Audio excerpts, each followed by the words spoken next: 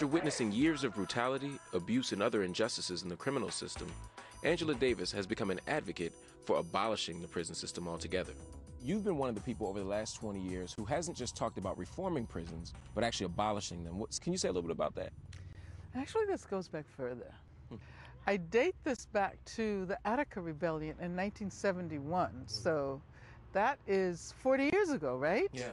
And it's very interesting that at that time when the Attica Rebellion took place, there were strikes at Folsom, the Soledad Brothers case was a major case involving political prisoners, and there was a great deal of public discussion about the prison crisis. And at that time, there were only a couple of 100,000 people behind bars. Today, there are more than 2 million, 2.3 million people behind bars. And this is, of course, the census on any given day. Well, how does this happen, though? Because so many people would say the reason there's so many people in prison is because people keep committing more crimes. And if people commit more crimes, we need more jails. Well, this is a process that we might call criminalization.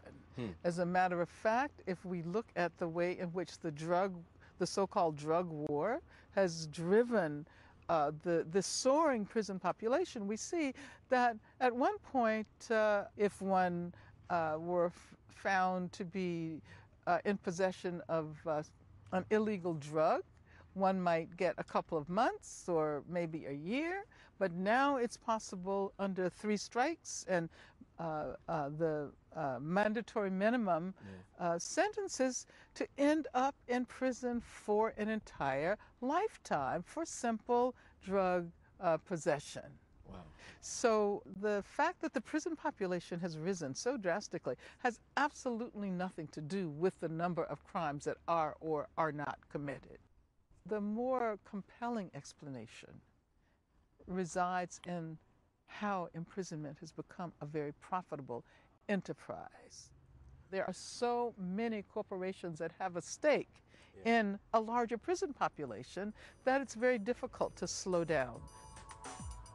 Her fight to abolish the prison system started in the 70s when she was fighting for the release of political prisoners around the country.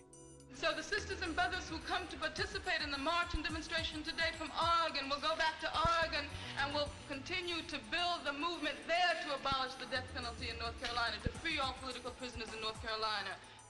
If we were to get rid of the prison as we understand it, or at least not use it as the primary mechanism of punishment, what do we replace prisons with?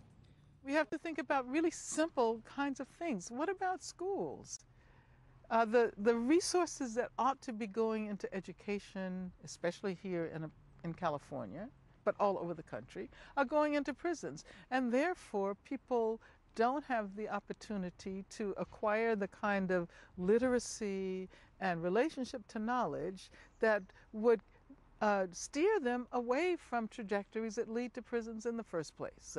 So in my mind, education is the very first alternative. Housing, some of the basic needs in any society, if we were able to provide those services to people, then they would not move along the trajectory that leads them to prison. And then, of course, there is the question of what we do about people who really do commit well, that's the question, because there are people who will say, all that sounds great, and I believe in investing now as opposed to paying later. But what about the rapists? What about the child molesters? What about the people who have serious antisocial crimes that aren't poverty-driven, that aren't driven by shifting social policies? Well, what are they driven by? The question is, we haven't even paid enough attention to the reasons why people commit such horrible acts. We tend to assume that if someone is a child molester, just throw him in prison and forget about it. So that relieves us of the responsibility of thinking about how we might eventually purge our society from these horrible acts. Violence against women. It's really interesting that violence against women was not criminalized initially. It's only been in the last 30 years or so that it has acquired the status of a crime. Right. If we look at all of the things that we've done around against violence against women over the last decades, Yeah. we see all kinds of programs. However, the incidence of violence against women is the same. Huh. No matter how many people we put in prison for committing violent acts against women, that does not prevent the next generation from replicating it. So I think that we need to try to figure out what is going on. And as long as we have the prison to steer people into who commit these acts, it is an excuse for not trying to figure out how to deal with the problem itself. So I'm not saying that people shouldn't be held accountable. They should. But we have to figure out ways of understanding how to get rid of child molestation, how to get rid of violence against women, and just throwing people in prison.